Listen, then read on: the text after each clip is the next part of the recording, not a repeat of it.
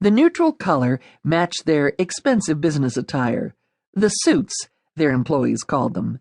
The men who managed the biggest corporation by far in Greater Atlanta and one of the largest in the world. Mostly younger men, they flanked Regina on either side of the long oval table, papers stacked neatly before them, untouched. At the far end of the table stood the CEO, commanding every eye in the room, including hers.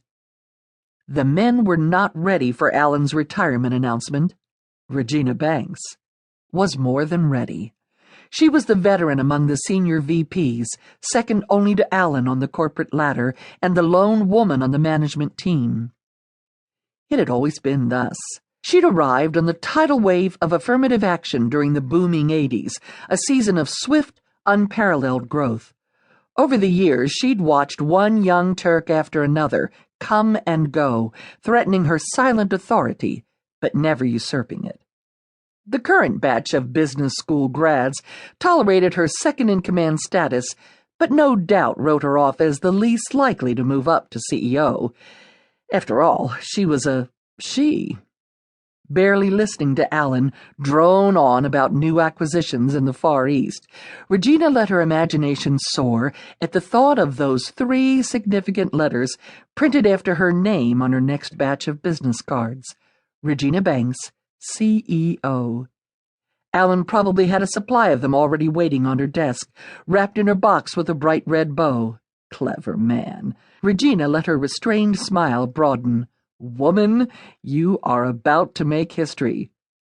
From Regina's viewpoint, Alan had timed things perfectly, even if he was being forced to retire due to illness rather than age. Her seniority and expertise made her promotion to CEO the most obvious and least popular choice Alan could make. Hadn't he slipped her a note at the start of the meeting? Prepare yourself, was all the note said. All it needed to say. Ever the eccentric, Alan kept major announcements to himself. When confidentiality was called for, he typed his own memos. And news such as this, well, no wonder he hadn't breathed a word. Except to her. Prepare yourself. Never in the company's 90 illustrious years had they seen fit to put a woman at the helm.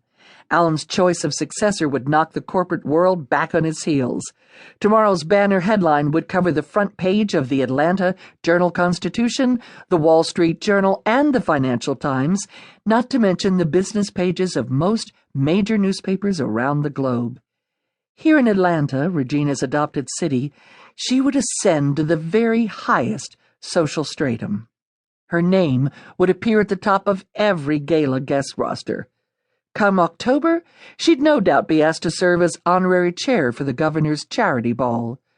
How unfortunate that her late husband wouldn't be around to escort her to such events. Jerry had always worn his evening clothes with particular style. She glanced at the slight indentation on her ring finger, where a gold band had once dominated her hand. A loss, to be sure, but such a man wouldn't be difficult to replace, if she found it necessary to do so. At the other end of the boardroom, Alan stretched a shaky hand in her direction.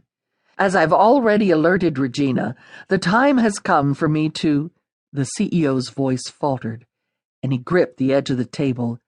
That is to say, I've chosen my— A sudden grimace twisted his face, and raw pain filled his eyes as he struggled to breathe. Alan? Regina leaped to her feet and moved toward him, genuinely concerned. The announcement hasn't been made yet. Her peers needed to know absolutely whom Alan intended for his successor.